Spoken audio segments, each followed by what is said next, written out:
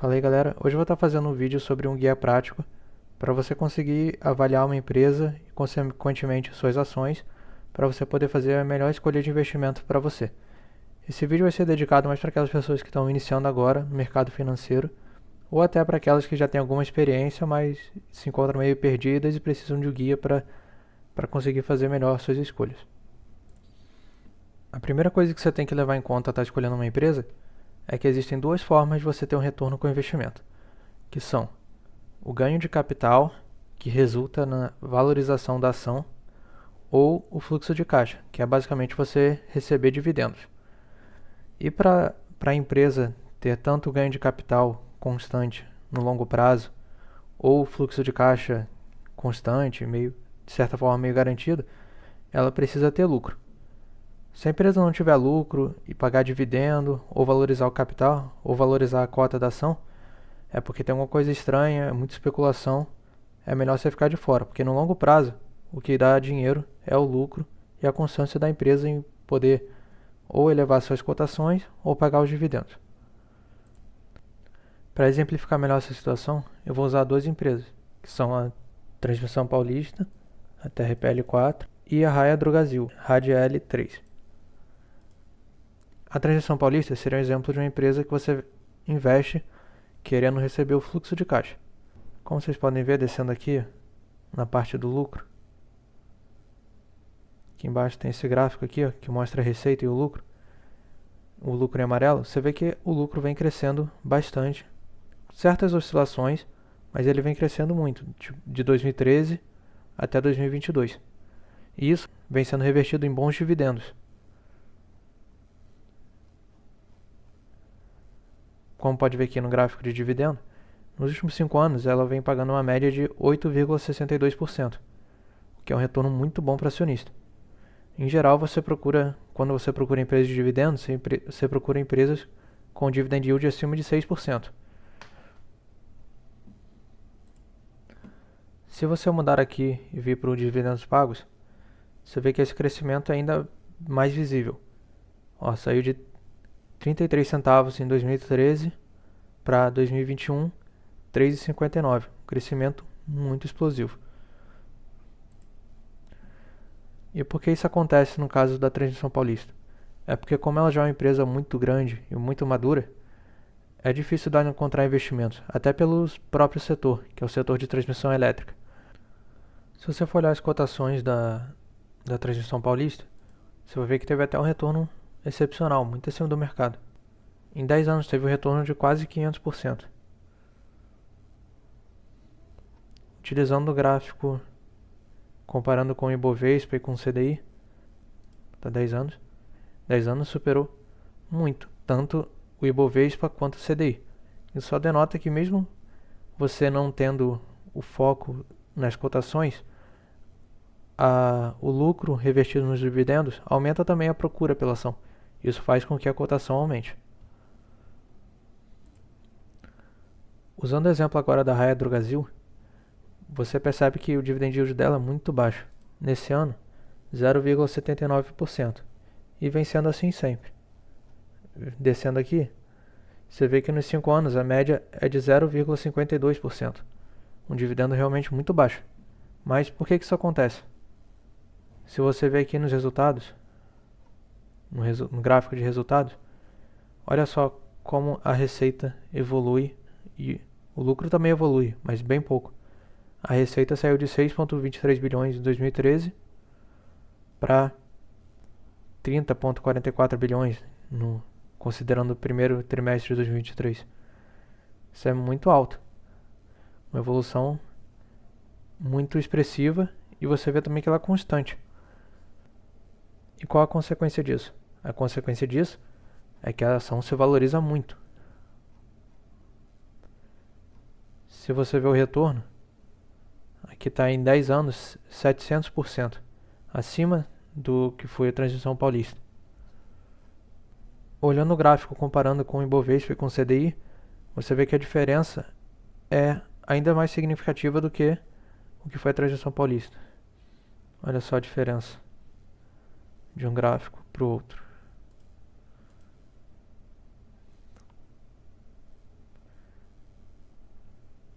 Isso acontece justamente porque existe uma expectativa de crescimento dos lucros. E por que no caso da Raia Drogasil a receita aumenta muito, mas o lucro não acompanha? É porque como ela não é uma empresa muito madura, ela tem muitas oportunidades de investimento. E basicamente muita parte do lucro dela, ela investe na própria empresa, fazendo crescer, aumentando os resultados, e essa é justamente a estratégia da empresa. Essa estratégia de investimento constante das empresas gera uma expectativa no mercado muito forte que ela aumente seus lucros. Por isso que, por exemplo, quando você vê a Raia Drogasil, ela negocia a um preço sobre lucro de 45 vezes, que é uma métrica muito alta. Por que isso acontece? O mercado vê que o lucro atual é muito baixo perto do que ela pode produzir no futuro. Então, por isso tem essa distorção muito grande. E o que significa esse indicador? Significa que o lucro que você tem hoje, você demoraria 45 anos para receber o retorno. Se você for pensar no momento atual, isso não faz sentido. Esse certo exagero, entre aspas, do mercado, acontece justamente porque há uma expectativa de que no futuro esse lucro seja muito maior, justificando assim esse PL de 45. Quando você olha a Transmissão Paulista, por exemplo, que não tem essa expectativa de crescer muito os lucros, ela foca mais em dividendo e não em reinvestir na empresa, ela tem um PL de 7, que é mais moderado, sendo assim você tem cotações um pouco mais baixas, e isso também implica no dividendo. Porque quando você tem a cotação mais baixa, você recebe uma parte maior desse lucro, fazendo assim com que o seu dividend yield seja maior e você tenha um fluxo de caixa mais recorrente e mais significativo para você na sua carteira. Agora, como você faz para analisar, por exemplo? Será que a Raia Drogasil vai ter esse retorno mesmo? Será que o mercado não está maluco? Ou algo do tipo? Você pode vir aqui no Google e entre no site do RI da empresa. Você pode vir aqui, ó, Raia Drogasil RI.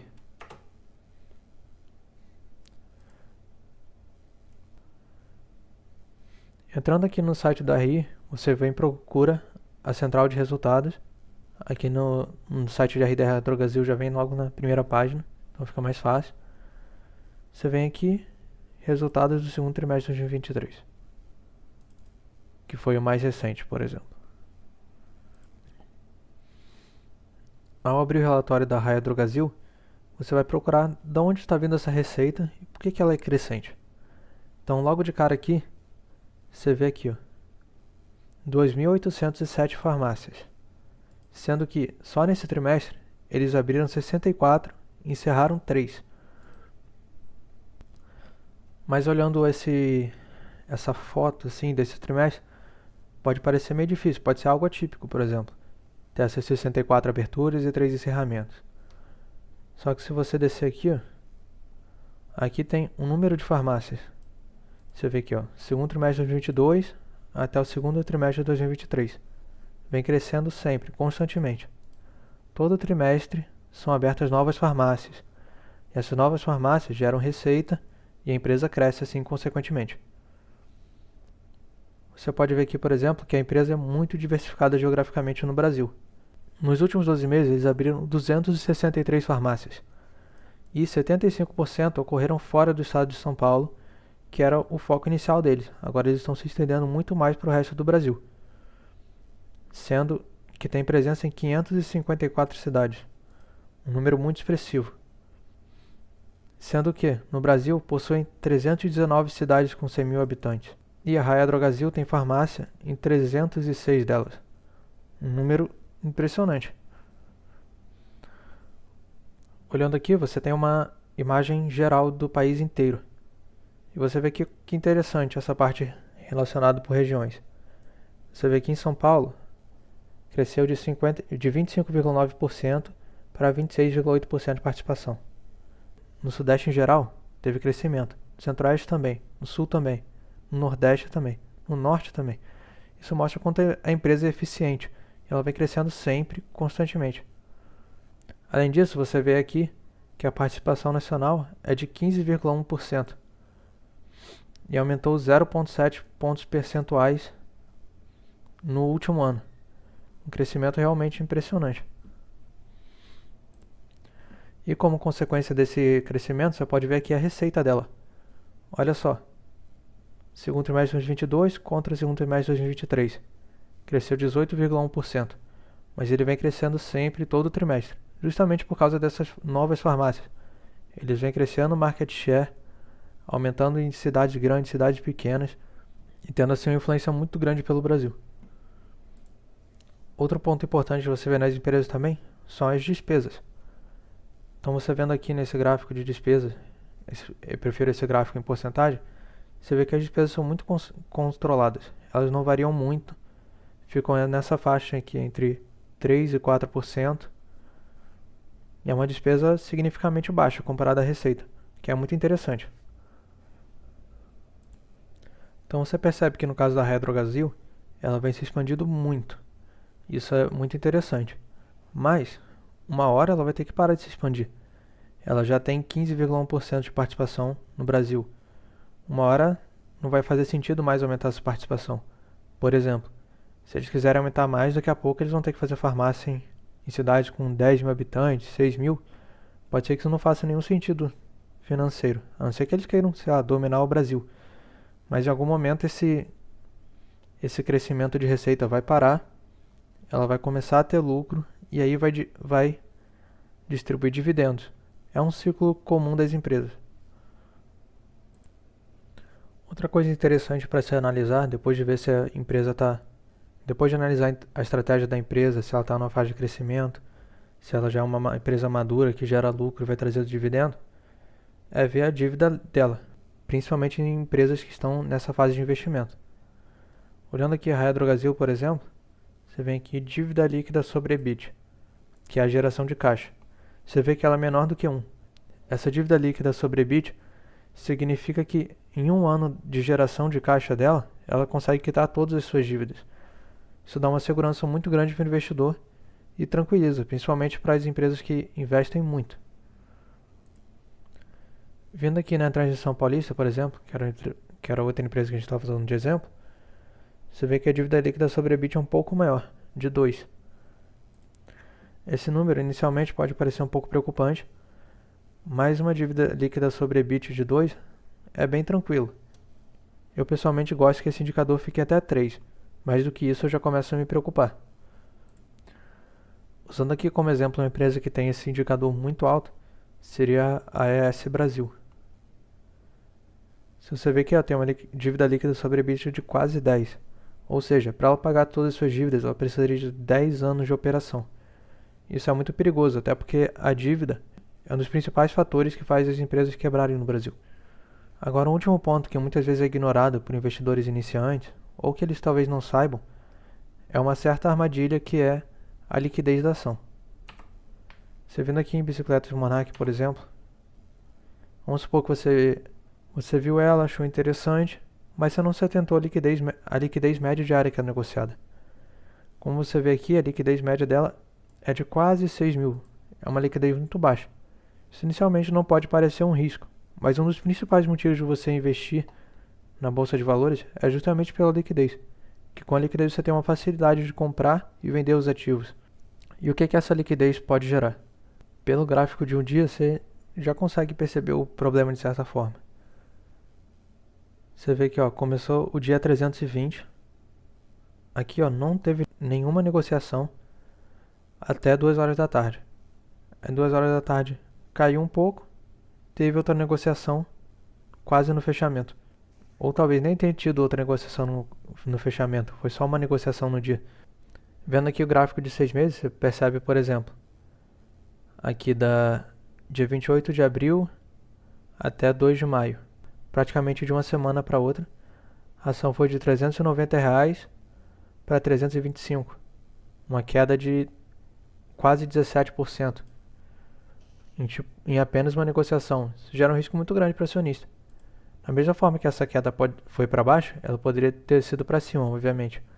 Mas como tem essa baixa liquidez, isso abre muito espaço para manipulação. Então muita gente com bastante dinheiro pode entrar agora na empresa e daqui a um tempo vender, ou comprar mais, mas não porque é uma empresa que ele acha que faz sentido ou que é boa, mas porque ele vê uma oportunidade de arbitragem que ele acha que consegue ganhar um pouquinho aqui, um pouquinho ali, e você que é pequeno investidor não tem nenhuma influência nisso e pode acabar se ferrando. Um outro exemplo que eu vou dar agora é que classes de ações diferentes da mesma empresa também têm liquidez diferente. Você pode cair nesse mesmo problema de baixa liquidez e acabar tendo prejuízo no futuro. A Unipar, por exemplo, tem 3 classes de ações: Unip 3, Unip 6 e Unip 5. Na Unip 3, por exemplo, ao ver a liquidez, você vê que ela é de 905 mil. Uma liquidez interessante, mas que também não é tão alta. Já a Unip 6, você tem uma liquidez de 46 milhões. Uma liquidez muito superior e que te dá muita segurança. Mas quando você vê aqui a Unip 5, você vê aqui embaixo que a liquidez média diária é de 100 mil apenas. Não é uma liquidez tão baixa quanto a bicicleta Monarch, mas mesmo assim representa um risco.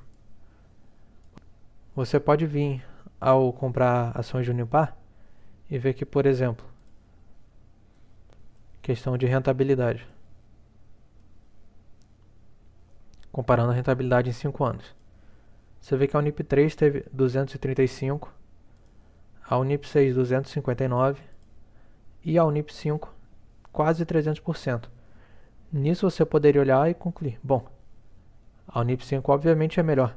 É a mesma empresa, mas essa classe de ações é melhor. Não necessariamente. Essa diferença normalmente acontece justamente porque existe uma certa manipulação de alguns players grandes e fazem com e eles têm mais ou menos uma certa liberdade de poder subir ou descer o preço das ações. Olhando as ações de BB Seguridade, por exemplo, aqui tem algo que eu considero meio que o limite mínimo para você poder aportar com uma certa segurança. Ela tem uma liquidez média diária de 213 mil. Na minha opinião, para o pequeno investidor, é uma liquidez suficiente. Mas se você for um investidor muito grande, com capital muito expressivo, eu recomendaria uma certa cautela para investir em empresas assim. Então, em geral, o que teríamos em termos de liquidez, na minha opinião? Abaixo de 200 mil de liquidez diária, eu nem olho para a ação. Para mim não faz sentido você correr esse risco excessivo, sendo que você poderia estar em outro ativo com maior liquidez e tendo uma tranquilidade maior.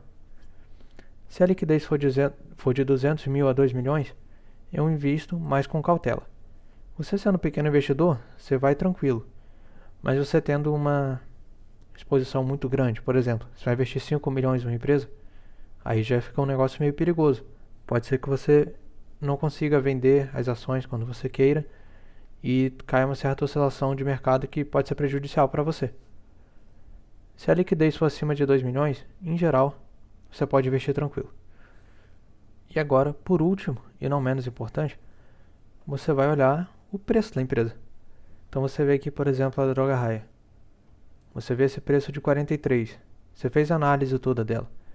Você viu se ela é uma boa empresa, se ela dá lucro, qual o seu objetivo nela, se é a valorização da ação ou se é o fluxo de caixa. Você viu a dívida, você viu se a liquidez é boa. Aí você vem e olha o preço e vê se é justificável isso. Será que é justificável você pagar 45 vezes o lucro dela? Ou 8 vezes o valor patrimonial? Talvez sim, talvez não, depende da sua análise. Isso pode estar justo, pode estar abaixo do justo, pode estar barato ou pode estar muito caro. Isso vem da sua própria análise pessoal de valuation. Existem métodos para calcular isso, mas não é o foco desse vídeo. Mas com isso, você faz essa análise, vê o preço e aí você decide se vai comprar ou não.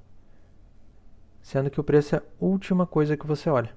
É um erro muito comum você ver o preço, a ação está barata, não sei o que lá, vou comprar. Só que não adianta nada a ação ser barata e a empresa ser horrível. Você vai acabar se ferrando no final.